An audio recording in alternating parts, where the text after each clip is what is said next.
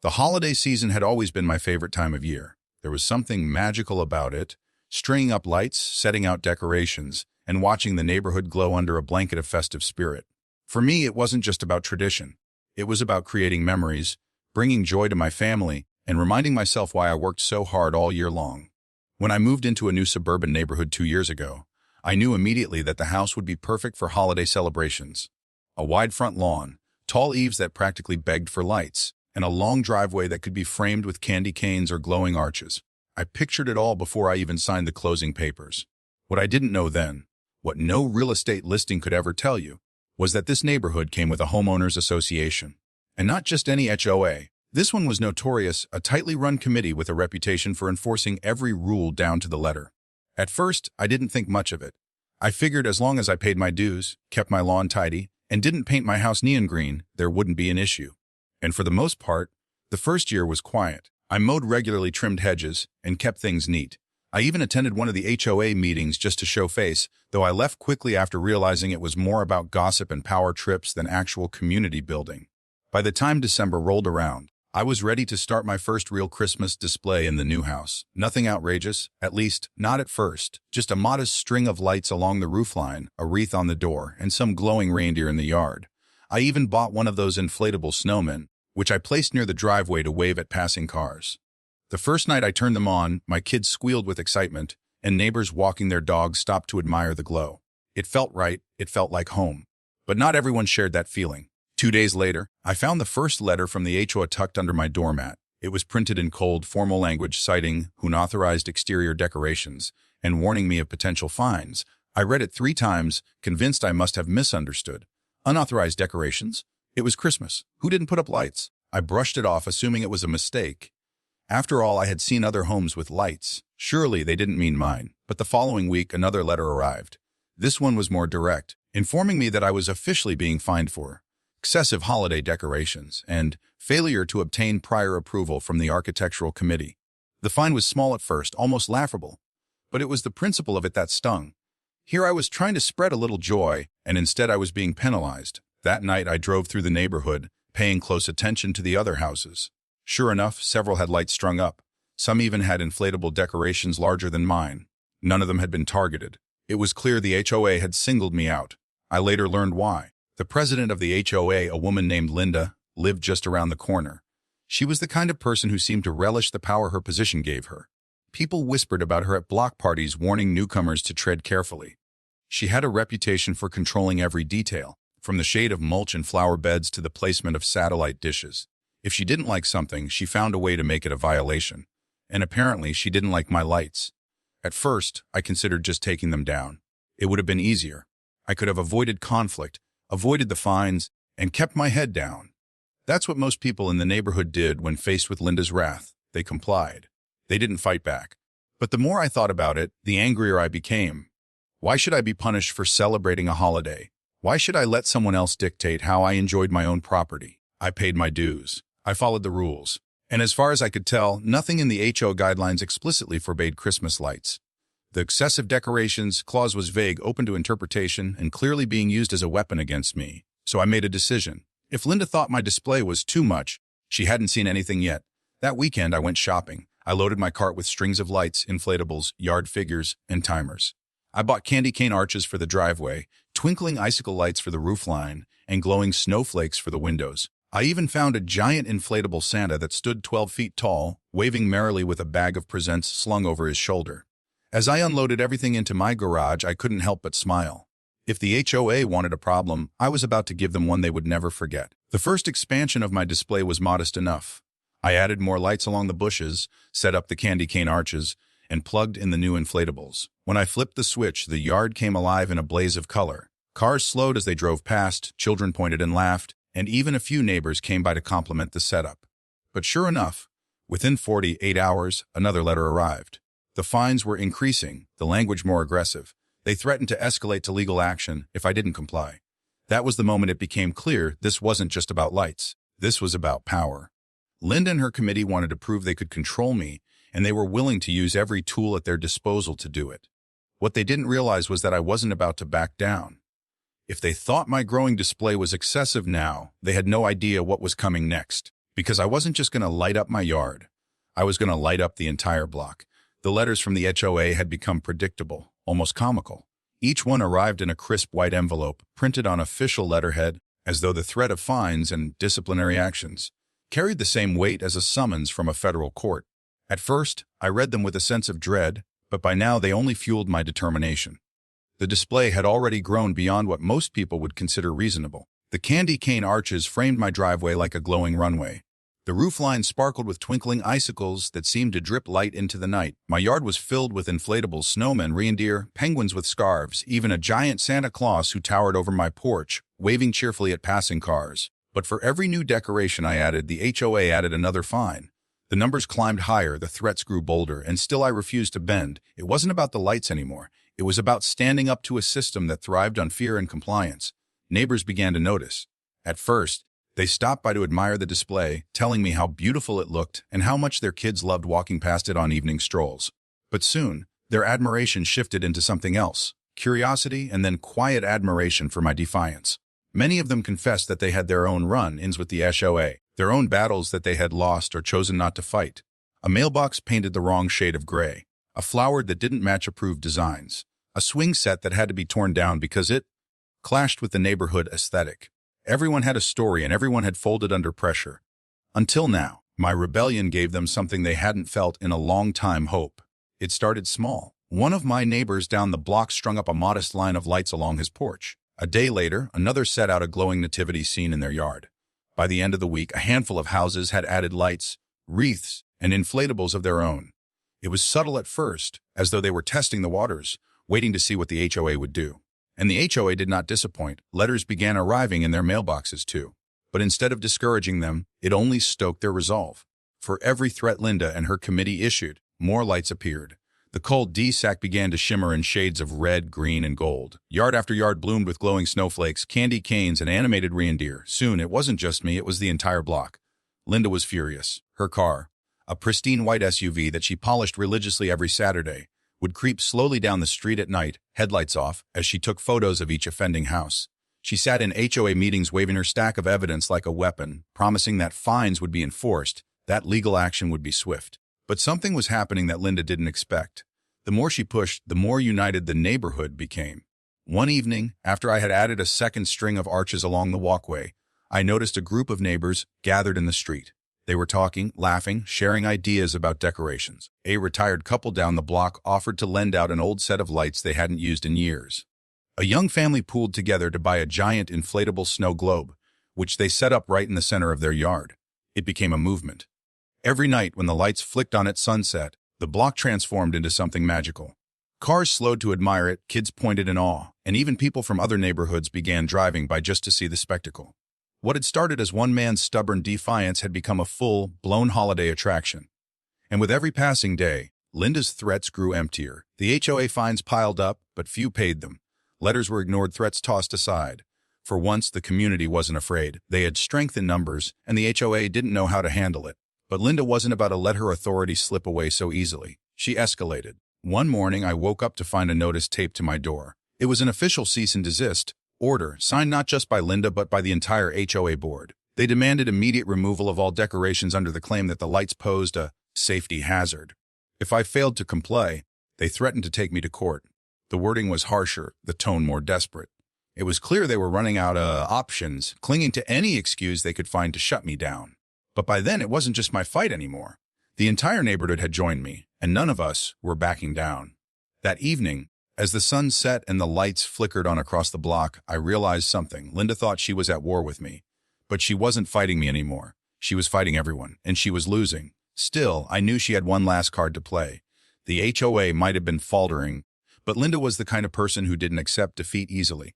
She thrived on control, and control was slipping through her fingers, which meant she was about to do something drastic. And when she did, the fight would escalate to a level none of us could have anticipated. By mid-December, the neighborhood no longer resembled a typical suburban street. It looked like something straight out of a holiday movie. Rows of glowing houses, twinkling lights stretching from one yard to the next, and a constant stream of cars driving by just to marvel at the sight. What had begun as an act of defiance had transformed into a full-scale event, one that drew in not just neighbors but visitors from surrounding areas. The atmosphere was festive, almost rebellious in its cheer. Families gathered on sidewalks with mugs of hot cocoa, children skipped from yard to yard, and the once quiet street buzzed with the hum of laughter and conversation. It was as if the lights had done more than decorate the houses. They had reignited a sense of community that the HOA had spent years suffocating. But not everyone was charmed by the spectacle. Linda was livid. Her house, positioned like a fortress at the corner of the street, remained stubbornly dark.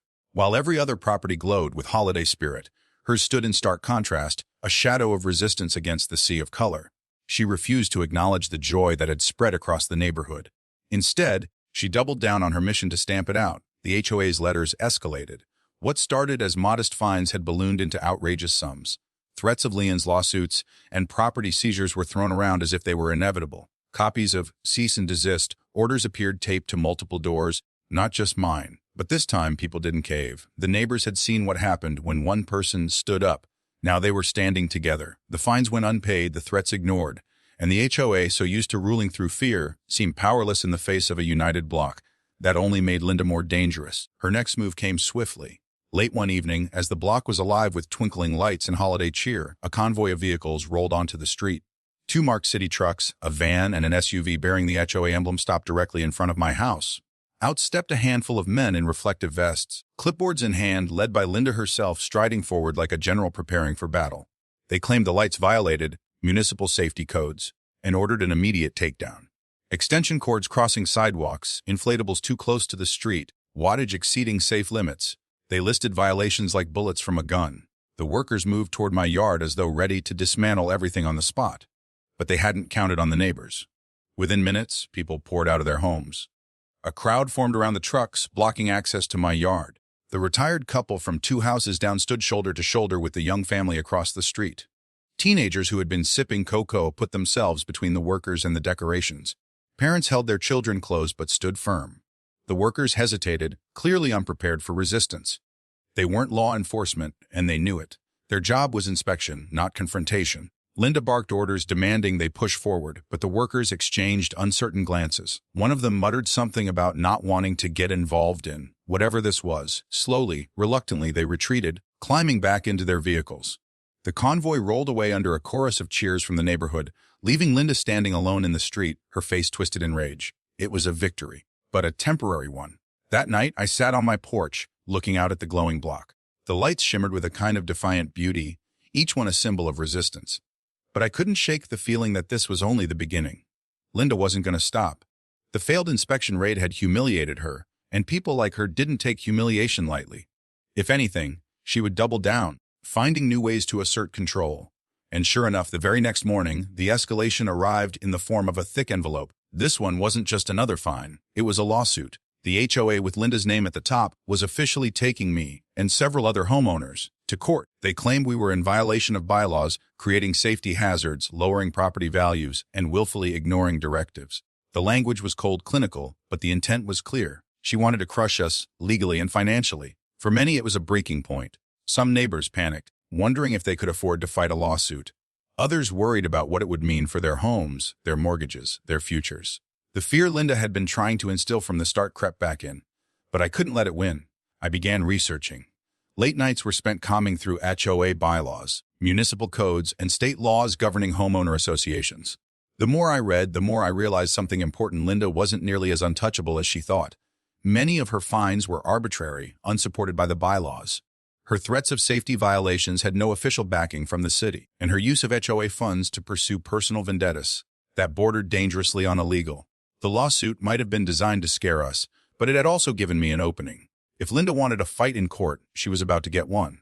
The neighborhood rallied again, this time not with lights, but with action. We pooled resources to hire an attorney experienced in HOA disputes. We gathered evidence, letters, photos, testimonies. We documented every threat, every selective enforcement, every instance of Linda using her position to bully homeowners. The holiday lights had sparked something far bigger than decoration wars. They had exposed the cracks in the HOA's foundation. As Christmas drew closer, the block glowed brighter than ever, even as court dates loomed in the new year. The cars still came, the children still laughed, and the spirit of rebellion burned alongside the holiday cheer. But I knew one thing for certain. When the lights finally came down, the fight with Linda would not end. It was heading into the courtroom, where every petty letter and baseless fine would be dragged into the open. And for the first time, Linda wouldn't be the one holding all the power. The lawsuit changed everything. What had once been a battle of lights and decorations suddenly turned into something far more serious. Paperwork arrived in thick stacks, stamped with official seals, filled with language designed to intimidate. The HOA, with Linda pulling the strings, wasn't content with handing out fines anymore. They wanted damages, attorney's fees, and court orders that could force us to strip down our displays under penalty of law. For a moment, the neighborhood seemed to falter. The festive cheer dimmed, not in the decorations themselves, but in the eyes of the homeowners who had joined the rebellion. They still flipped their switches each night, but worry lingered behind their smiles. Court was unfamiliar territory, and for many, the thought of standing against a well-funded HOA felt overwhelming. But fear wasn't enough to undo the unity that had formed. The attorney we hired, a sharp, no-nonsense woman with years of experience in property law, quickly became our anchor. She wasted no time pointing out the holes in the HOA's case. Much of what Linda claimed as violations wasn't supported by the bylaws at all. The rules about decorations were vague, applying equally to all homeowners, but evidence showed that Linda had enforced them selectively. Photos of other homes with Halloween inflatables, summer banners, and decorative flags painted a clear picture she hadn't cared about: violations. Until my lights appeared. The more we dug, the more damning the evidence became. Financial records obtained through discovery revealed that Linda had funneled HOA funds into legal actions without proper board approval. She had authorized spending that benefited her personal vendettas, not the community at large. Testimonies from former board members described her as manipulative and domineering, often pushing through decisions without votes or silencing dissenting voices. It was no longer just about Christmas lights. It was about exposing years of abuse. Meanwhile, the neighborhood kept glowing. If anything, the looming court battle seemed to add fuel to the rebellion. People doubled down on their displays, stringing more lights, setting up larger inflatables, and expanding decorations into every corner of their yards. What had started as a single house's defiance had transformed into an entire block's declaration they would not be controlled. By the week of Christmas, the street was a spectacle unlike anything the town had ever seen. Cars lined up bumper to bumper, crawling down the block just to take in the view.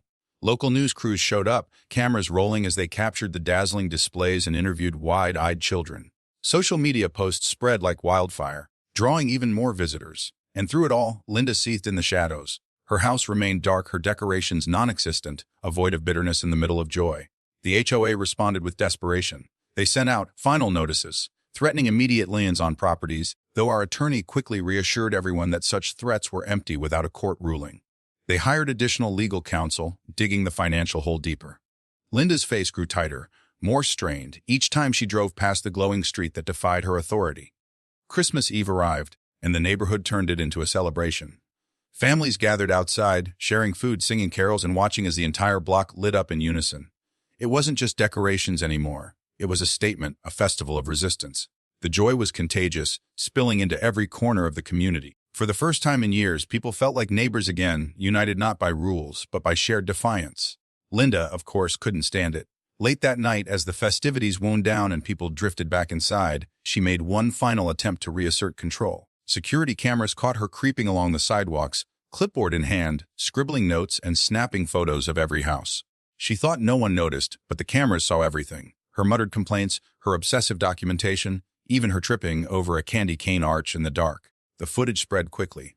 By morning, everyone in the neighborhood had seen it, and laughter echoed louder than any threat Linda had ever made. Christmas Day dawned with the block at peace, the lights twinkling as children unwrapped gifts and families gathered together. But underneath the joy lingered the knowledge that the real battle was still ahead. The decorations had proven a point, but the courtroom would decide the outcome. Linda wasn't just trying to win a petty fight anymore. She was trying to preserve her power, her image, and her grip on the community. She had thrown everything she had into the lawsuit, convinced that the law would back her up where intimidation had failed. But she underestimated one thing: when a community stands together, even the strongest tyrant can crumble. The stage was set. The holidays had given us victory in spirit, but the new year would bring the final showdown. Linda versus the block, control versus community, intimidation versus unity. And I was ready. The holiday season ended, but the lights stayed up longer than usual, as if the neighborhood wasn't ready to let go of what they had built together. Cars still drove by to see the displays, though fewer than before. Children still asked their parents when they could keep their lights up until, and some parents answered with a proud grin, "As long as we want." But while the cheer lingered, the tension grew. The lawsuit loomed like a storm cloud over the block. Every time a certified letter arrived in the mail, stomachs dropped. Every mention of court dates and filings carried weight. The rebellion had given us pride, but now it was time to pay the price or to fight for something bigger. The court date was set for late January. By then, the inflatables were deflated and boxed up, the lights neatly coiled in garages, but the spirit of defiance remained alive in everyone who had joined the cause. We weren't just showing up to fight for decorations. We were showing up to fight for fairness, for the right to live in our homes without being terrorized by someone who had mistaken authority for ownership.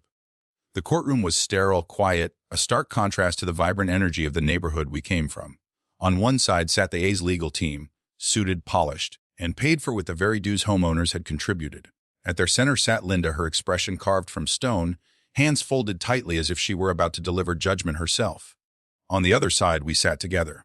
Dozens of neighbors shoulder to shoulder, filling the benches until there was hardly any space left. Our attorney sat at the front, calm but sharp, papers neatly stacked and evidence carefully organized. She had come prepared not just to defend, but to dismantle. The HOA's opening arguments were as expected: claims of safety hazards, bylaws allegedly violated, property values supposedly diminished by excessive displays. They painted a picture of chaos and recklessness, of a neighborhood endangered by one man's refusal to comply. But the cracks in their case appeared quickly. Our attorney countered with evidence: photos of other holiday decorations that had never been penalized, letters that contradicted each other, bylaws so vague they could mean anything or nothing at all. She presented financial records showing how Linda had diverted HOA funds without proper votes, how she had used community money to fuel personal crusades. She highlighted testimonies from neighbors who had faced similar harassment, their stories weaving together a pattern of abuse and control. The courtroom listened, and Linda began to squirm. When it was time for her to testify, the transformation was striking. The confidence she carried in neighborhood meetings, the smugness she wore while handing out fines, all of it faltered under questioning. Our attorney pressed her on the selective enforcement of rules, asking why certain homes had been ignored while mine had been targeted. Linda dodged, stumbled, contradicted herself. The footage of her late night inspection walk sealed the deal. Played on the courtroom screen, it showed her sneaking through yards, muttering angrily, tripping over decorations. The judge's raised eyebrows said it all. What Linda had thought was evidence of violations now looked like harassment, even obsession. The neighbors testified one by one. Stories poured out of unfair fines, of intimidation, of feeling like prisoners in their own homes. Some spoke nervously, others with fire, but together they painted a picture of a community under siege by its own HOA leadership. By the time our attorney rested her case, the air in the room had shifted. What had started as a dispute over Christmas lights had been revealed for what it really was: a power struggle. One woman's attempt to control an entire neighborhood through fear and manipulation. The judge didn't issue a ruling that day, but the signs were clear. The HOA's case was weak, riddled with inconsistencies, and fueled more by personal vendetta than legitimate governance. Linda's grip on the neighborhood had been loosened in front of everyone, exposed under the harsh light of the law. We left the courtroom exhausted but hopeful. People hugged, laughed, and even cried, the weight of months of tension beginning to lift. But for Linda, the humiliation was unbearable. She stormed out with her legal team trailing behind her, her head held high but her face pale. She had wanted to break us, to prove her dominance once and for all. Instead, she had revealed her own weaknesses. The ruling was still to come, but the battle was already won in spirit. The neighbors had faced her together and lived to tell the tale. The unity that had begun with strings of lights now carried us through the cold days of winter, stronger than ever. Yet even in victory, there was a sense of anticipation. The final judgment would decide everything: our fines, our rights, and Linda's future as HOA president. Until then, the block waited, bracing for the decision that would either set them free or tighten the chains again. And deep down, I knew one thing: no matter how the court ruled, the neighborhood had already changed forever. The fear was gone.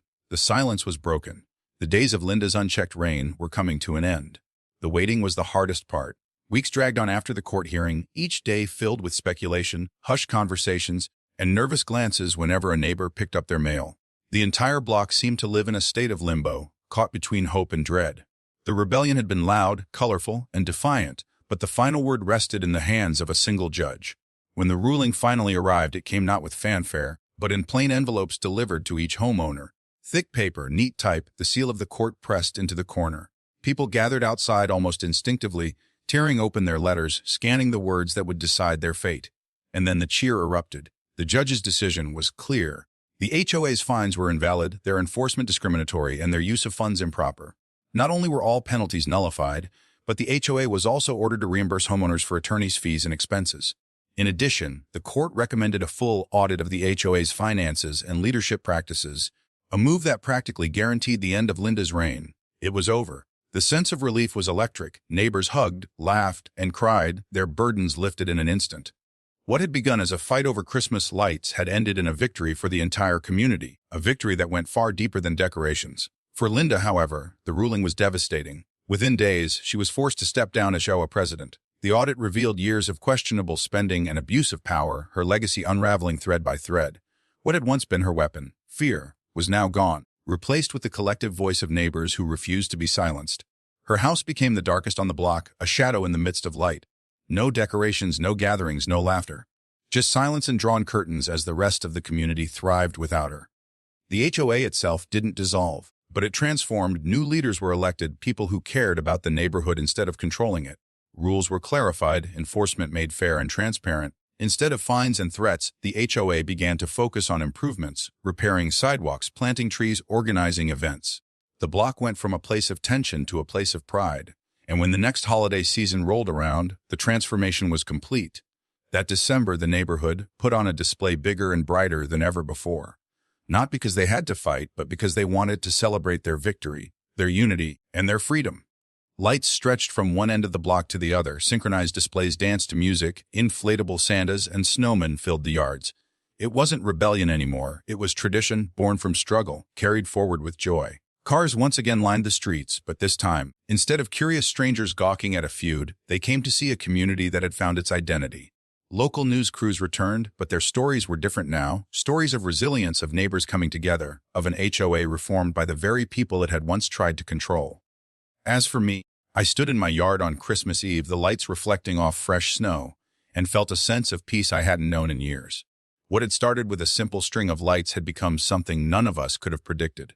We had faced intimidation, fines, and even a courtroom battle, but we had come out stronger. The block wasn't just a row of houses anymore. It was a family, bound not by rules, but by the choice to stand together. And in the end, Linda's attempts to darken our joy had only made our lights shine brighter. The neighborhood had found its glow, and it wasn't going away.